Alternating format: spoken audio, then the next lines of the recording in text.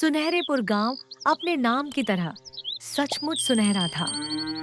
इसी गांव के दो अलग अलग कोनों में दो बहनों के ससुराल बसे थे। बड़ी बहन सावित्री, जिसकी शादी मेहनती मगर गरीब युवक मोहन से हुई थी। दूसरी ओर छोटी बहन रूपा, जिसकी शादी गांव के अमीर व्यापारी विक्रम से हुई थी। अरे भाग्यवान, आज तो लगता है सूरज भी तुमसे देर से जागा है। सूरज तो रोज निकल आता है जी। चिंता तो इस बात की है कि घर का चूल्हा कैसे जलेगा। मोहन ने उसकी आंखों में छिपी चिंता तुरंत पढ़ ली। क्या हुआ? आटा बस आज भर का बचा है, दाल खत्म हो गई, तेल भी आखिरी बूंद पर है। तो क्या हुआ? हाथ पैर सलामत हैं, मेहनत करेंगे फिर सब भर जाएगा। 3 दिन हो गए, आपको कहीं काम नहीं मिला। हाँ, मगर कौन जानता है, चौथा दिन अच्छा भी हो सकता है। सावित्री उसे देखती रह गई। उसे हमेशा हैरानी होती थी, ये आदमी दुख में भी मुस्कुराना कैसे जानता है। उधर गांव के दूसरे छोर पर हवेली के अंदर बड़ा शीशा चमक रहा था।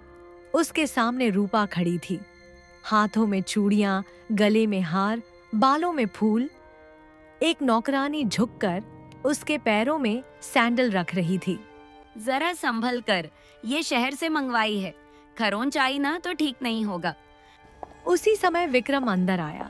रेशमी कुर्ता, हाथ में सोने की घड़ी, चेहरे पर रुतबा। भाग्यवान तैयार हो गई? हाँ जी, आज बाजार चलना है और नई साड़ी भी तो लेनी है। हाँ भाग्यवान, ले लेना। आखिर इस गांव में सबसे बड़ा नाम हमारा ही तो है। और होना भी चाहिए। दोनों हंसने लगे। उधर मोहन ने फावड़ा उठाया और काम की तलाश में घर से निकलने लगा। कुछ खाकर जाइए। काम मिल गया तो लौटकर साथ खाऊंगा। सावित्री उसे जाते हुए देखती रही। उसकी आंखों में सिर्फ एक सवाल था। अगर आज भी काम नहीं मिला तो? मोहन गांव की गलियों से गुजरता रहा, हर दरवाजे पर पूछता, हर खेत पर जाता, मगर जवाब लगभग एक जैसा ही मिलता। आज जरूरत नहीं है, कल आ जाना। दोपहर तक उसके कदम भारी हो चुके थे। तभी सामने उसका पुराना दोस्त गणेश मिल गया। अरे मोहन, क्या बात है भाई? बड़े परेशान लग रहे हो। बस यार, कई दिन से काम नहीं मिला। तो इसमें चिंता कैसी? तेरी साली का घर है ना, विक्रम से कह दे। एक मदद ही तो मांगनी है। मांग कर पेट भर सकता हूँ गणेश, मगर मन खाली हो जाएगा। इतना स्वाभिमान भी अच्छा नहीं मोहन। और बिना स्वाभिमान के जीना भी अच्छा नहीं। गणेश चुप हो गया और आगे बढ़ गया। थका हुआ मोहन बाजार पहुंचा। चारों तरफ चहल पहल थी। दुकानों पर भीड़, मसालों की खुशबू, सब्जी वालों की आवाजें और खरीदारी करते लोग। तभी सामने से रूपा और विक्रम आते दिखे। रूपा ने मोहन को देखा और तुरंत भौहें चढ़ा ली। अरे जी, देखिए तो कौन मिला। अरे वाह, हमारे गरीब जीजा जी। राम राम। राम राम छोड़िए, ये बताइए आजकल काम मिला या अब भी खाली घूम रहे हैं? भाग्यवान, ऐसे लोगों को काम कौन देगा? ये लोग तो बस दूसरों की दया पर जीते हैं। गरीब होना पाप नहीं है। लेकिन गरीब होकर अकड़ना जरूर पाप है। दीदी को भी न जाने क्या दिखाई दिया तुम्हें। मोहन ने पहली बार सीधा उनकी आंखों में देखा। सावित्री को इंसान मिला है और इंसानियत ही सबसे बड़ी दौलत है। विक्रम तिलमिला उठा। बहुत जुबान चलने लगी है तुम्हारी। रूपा गुस्से से कांप उठी। बहुत हुआ, जाइए यहाँ से। मोहन बिना कुछ कहे वहां से चला गया। उसकी आंखों में दर्द था, मगर सिर झुका नहीं था। शाम ढल चुकी थी। मोहन खाली हाथ घर लौटा। सावित्री ने दूर से ही पहचान लिया। आज भी काम नहीं मिला। बैठ जाइए। मोहन चुपचाप बैठ गया। कुछ देर दोनों के बीच सन्नाटा रहा। रूपा मिली थी क्या? तुम्हें कैसे पता? क्योंकि जब भी आप ऐसे चुप लौटते हैं, या तो भूख लगी होती है या अपमान मिला होता है। हाँ, आज दोनों मिले थे। मेरी वजह से आपको इतना सुनना पड़ता है। नहीं सावित्री, तुम मेरी वजह हो, बोझ नहीं। उस रात घर में सिर्फ 2 रोटियां बनी। एक मोहन के सामने रखी, एक सावित्री ने अपने सामने रखी। मोहन ने अपनी रोटी तोड़कर आधी सावित्री की थाली में रख दी। ये क्या कर रहे हैं? मुझे भूख कम है। आप झूठ बोल रहे हैं। पति अगर पत्नी की भूख मिटाने के लिए झूठ बोले तो वो पाप नहीं होता। रात काफी हो चुकी थी, तभी दरवाजे पर आवाज आई। मोहन बेटा। मोहन बाहर निकला। सामने गांव के बुजुर्ग धर्मपाल काका खड़े थे। अरे काका, इतनी रात गए, कैसे आना हुआ? बेटा, कल सुबह मेरे पुराने गोदाम में काम है, मजदूर चाहिए, पर भरोसे का आदमी नहीं मिला। तू आ जाएगा क्या? मोहन की आंखों में चमक आ गई। काका, सूरज निकलने से पहले पहुंच जाऊंगा। मुझे यही उम्मीद थी, यही सुनने को मिलेगा। काका के जाते ही सावित्री ने हाथ जोड़ ली। हे भगवान, देर से सही, सुन तो लिया। देखा, मैंने कहा था ना, चौथा दिन अच्छा हो सकता है। उसी समय हवेली में विक्रम बेचैन होकर टहल रहा था। अब क्या हुआ जी? अरे भाग्यवान, शहर से खबर आई है, माल नहीं बिक रहा तो क्या हुआ जी? तो नुकसान हो रहा है। इतने बड़े व्यापारी होकर इतनी सी बात से घबरा रहे हैं? तुम नहीं समझोगी। व्यापार ऊपर से जितना चमकता है, अंदर से उतना ही नाजुक होता है। रूपा पहली बार थोड़ा घबरा गई। अगली सुबह मोहन समय से पहले गोदाम पहुंच गया। धर्मपाल काका पहले से वहां मौजूद थे। आ गए बेटा? मैं वादा का पक्का हूं काका। मोहन बिना रुके काम में लग गया। धर्मपाल दूर खड़े सब देख रहे थे। मोहन, तू जितना दिखता है उससे कहीं ज्यादा है। अब वक्त आ गया है सच सामने आने का।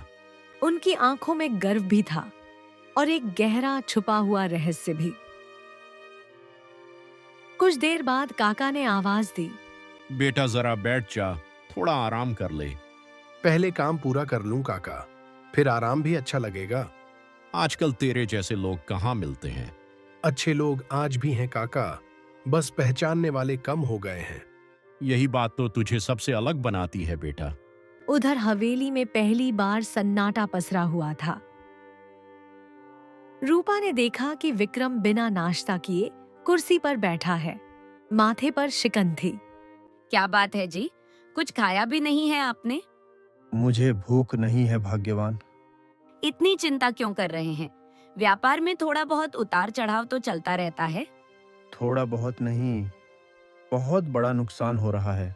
3 दुकानदारों ने माल वापस कर दिया। शहर से नया व्यापारी आया है, सस्ता भी बेच रहा है और सामान भी अच्छा दे रहा है। रूपा सहम गई। कौन है वो व्यापारी? यही तो पता नहीं है भाग्यवान। जहां पहले विक्रम की दुकान पर भीड़ उमड़ती थी, अब लोग गांव के बाहर खुले नए भंडार की बातें कर रहे थे। अरे भाई, उस नए दुकान में सामान अच्छा मिल रहा है। हाँ भाई, वहाँ तो दाम भी कम है और बात करने का तरीका भी बढ़िया है। ये बातें जब भी विक्रम के कानों में पड़ती, उसका खून खौल उठता।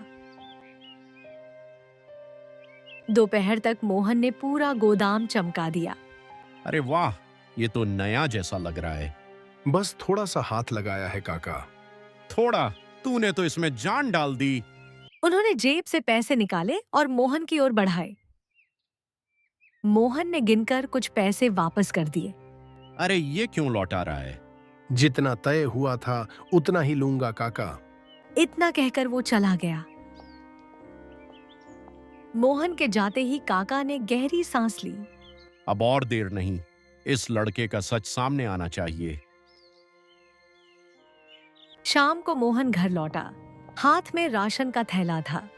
अरे वाह, आज तो घर भर जाएगा। हाँ भाग्यवान, भगवान ने हमारी सुन ली। थक गए होंगे, बैठिए मैं पानी लाती हूँ। मोहन चारपाई पर बैठ गया। उसने घर को देखा, कच्ची दीवारें, मिट्टी का चूल्हा, टूटी मटकी, मगर मन को अजीब शांति मिली। सुकून महलों में नहीं मिलता, अपनेपन में होता है। रात को खाना खाते समय सावित्री धीरे से बोली, ए जी, एक बात पूछूं? पूछो भाग्यवान। कई बार लगता है आप जितना बताते हैं उससे कहीं ज्यादा जानते हैं। मोहन ने हल्का मुस्कुराकर कहा। हर इंसान के पास कुछ बातें होती हैं जो सही समय आने पर ही बताई जाती हैं। मतलब कोई राज है क्या? अगर है भी तो वो तुम्हारे खिलाफ नहीं है भाग्यवान। सावित्री ने मुस्कुरा दिया। अगली सुबह विक्रम कारखाने पहुंचा। कर्मचारी पहले से बाहर खड़े थे। मालिक, पिछले महीने की तनख्वाह चाहिए। हाँ मालिक, घर चलाना भी मुश्किल हो रहा है और बच्चों की फीस भी भरनी है। विक्रम ने माथा पकड़ लिया। तुम सब चिंता मत करो, कल तक सबको दे दूंगा। विक्रम बिना कुछ बोले अंदर चला गया। मशीनें धीमी थीं, माल पड़ा था, ऑर्डर कम थे। आज पहली बार उसे डर महसूस हुआ। घर लौटते ही विक्रम चुपचाप बैठ गया। क्या हुआ जी, आप इतने चुपचाप हैं? अगर 2 दिन में पैसा नहीं आया तो मजदूर काम छोड़ देंगे। तो तिजोरी से निकाल लीजिए। तिजोरी भी खाली होने लगी है भाग्यवान। रूपा का चेहरा उतर गया। पहली बार उसे एहसास हुआ, धन हमेशा साथ नहीं रहता। उस शाम धर्मपाल काका खुद मोहन के घर पहुंचे। बेटा, कल सुबह तू और बहू दोनों मेरे घर आना, जरूरी बात है। जी काका, हम जरूर आएंगे। सावित्री हैरान होकर उन्हें देखती रही। काका के जाते ही सावित्री ने मोहन से पूछा। क्या बात होगी जी? मोहन कुछ देर चुप रहा और फिर बोला, शायद समय आ गया है भाग्यवान। किस बात का समय जी? सच का समय भाग्यवान। सुबह दोनों समय पर धर्मपाल काका के घर पहुंचे। धर्मपाल ने उन्हें अंदर बैठाया और दरवाजा बंद किया। फिर मोहन की तरफ देखकर बोले, अब बता बेटा, खुद बताएगा या मैं बताऊं? सावित्री चौंक गई। काका, क्या बात है? मोहन शांत बैठा रहा, फिर धीरे से बोला, भाग्यवान, आज जो सुनोगी उससे शायद तुम हैरान हो जाओगी। डराइए मत, साफ साफ कहिए ना जी। मैं कोई गरीब मजदूर परिवार का बेटा नहीं हूँ। मैं शहर के बड़े उद्योगपति रघुवीर प्रसाद का इकलौता बेटा हूँ। सावित्री की आंखें फैल गईं। क्या? पिताजी चाहते थे कि मैं विरासत संभालने से पहले जिंदगी समझूं। उन्होंने मुझसे कहा था, जिसने भूख नहीं देखी वो अन्न की कीमत नहीं समझेगा। जिसने मजदूर का पसीना नहीं देखा वो व्यापार नहीं चला पाएगा। इसीलिए मैं गांव आया, साधारण जीवन जीने। सावित्री की आंखों से आंसू बहने लगे। तो फिर मुझसे शादी क्यों की? वो मेरी जिंदगी का सबसे अच्छा फैसला था। कोई योजना नहीं, किस्मत थी। तो फिर आपने मुझसे छुपाया क्यों? क्योंकि मैं चाहता था तुम मुझे मेरे नाम से नहीं, दिल से पहचानो। तभी धर्मपाल काका बोले, गांव के बाहर जो नया भंडार खुला है वो मोहन का ही है। तो विक्रम जी के व्यापार के नुकसान के पीछे भी आप ही थे? मैंने उसे बर्बाद नहीं किया। मैंने बस बेहतर सामान, सही दाम और सम्मान दिया। लोग खुद वहां चले गए। लेकिन ऐसा क्यों किया? क्योंकि जिसने दूसरों को छोटा समझा उसे सीख मिलनी जरूरी थी। कुछ देर बाद सावित्री ने आंसू पोंछे। आप अमीर हैं या गरीब, इससे मुझे कोई फर्क नहीं पड़ता। मेरे लिए आप वही इंसान हैं जिसने आधी रोटी मुझे खिलाकर खुद मुस्कुराया। मोहन की आंखें भर आईं।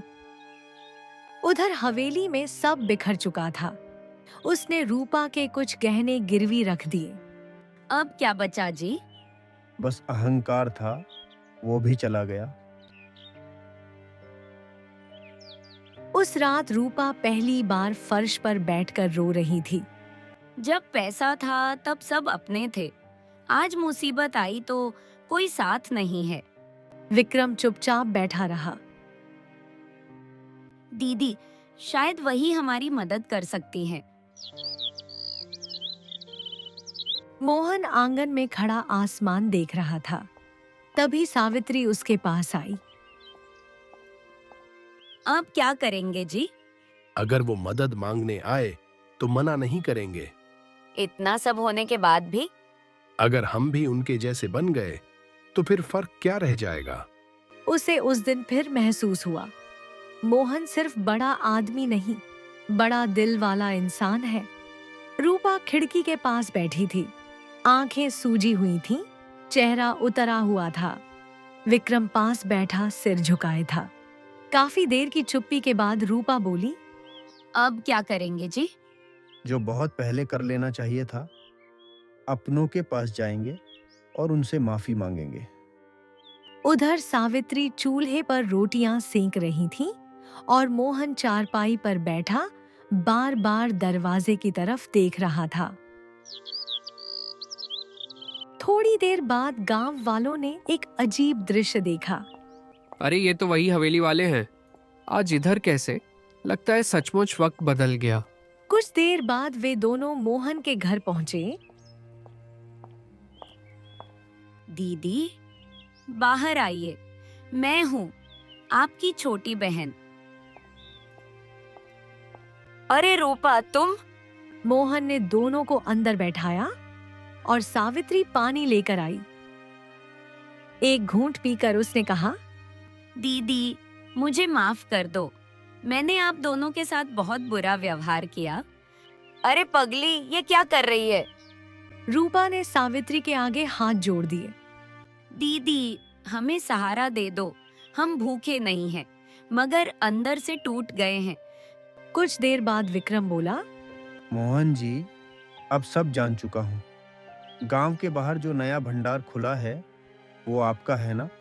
हाँ विक्रम, वह भंडार मेरा ही है। आप चाहते तो मुझे पूरी तरह खत्म कर सकते थे। मैंने तुम्हें खत्म नहीं किया, सिर्फ आईना दिखाया। विक्रम सिर झुकाकर सुनता रहा। व्यापार सिर्फ पैसा कमाने का जरिया नहीं होता। व्यापार भरोसा होता है, मजदूर का सम्मान करना होता है, ग्राहक की जरूरत को समझना होता है। तुमने दुकान चलाई, मगर लोगों का दिल नहीं जीता। कुछ देर बाद मोहन अंदर गया। वह एक पुरानी फाइल लेकर लौटा। ये देखो विक्रम, ये वो सारी चीजें हैं जो तुम्हें व्यापार में मदद करेंगी। जीजा जी, आप सच में बहुत बड़े इंसान हैं। इस तरह दोनों परिवारों के बीच की दूरी खत्म हो गई और दोनों खुशी खुशी अपने घर चले गए।